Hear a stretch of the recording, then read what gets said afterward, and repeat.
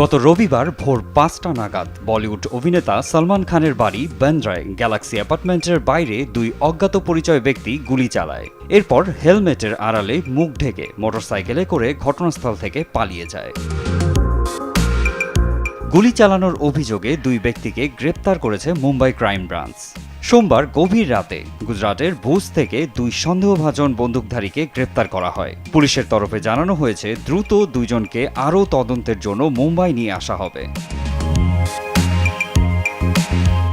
Mumbai crime branch এই ঘটনাটিকে পরিকল্পিত হামলা হিসেবে বর্ণনা করেছে। সিসিটিভি ক্যামেরার ফুটেজে দেখা গিয়েছে যে সন্দেহভাজনদের মধ্যে একজন সলমান খানের বাড়ি লক্ষ্য করে গুলি চালায়। সেই সময় তারা গ্যালাক্সি অ্যাপার্টমেন্টের উপরে মোট ৪ রাউন্ড গুলি ছুড়েছিল।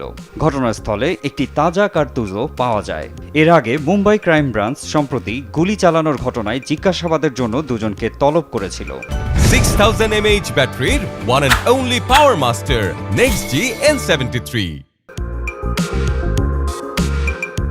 গ্যালাক্সি অ্যাপার্টমেন্টের বাইরে ক্রাইম ব্রাঞ্চের 10টি দল মোতায়েন করেছে মুম্বাই পুলিশ।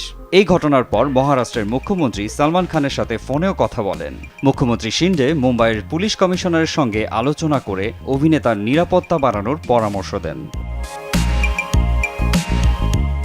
এই ঘটনার কয়েক ঘন্টা পরেই গ্যাংস্টার লরেন্স বিষ্ণইয়ের ভাই আনমোল বিষ্ণু সোশ্যাল মিডিয়ায় পোস্টের মাধ্যমে গুলি চালানোর দায় স্বীকার করে অভিনেতাকে সতর্ক করে দিয়েছিল যে এটি কেবল ট্রেলার ছিল।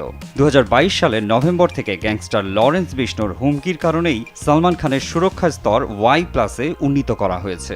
খানকে একটি ব্যক্তিগত আগ্নেয়াস্ত্র বহন করার অনুমতি দেয়া হয়েছে।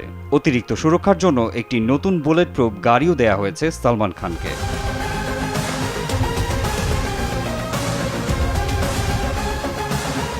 মারজানি ওয়ান, RTV।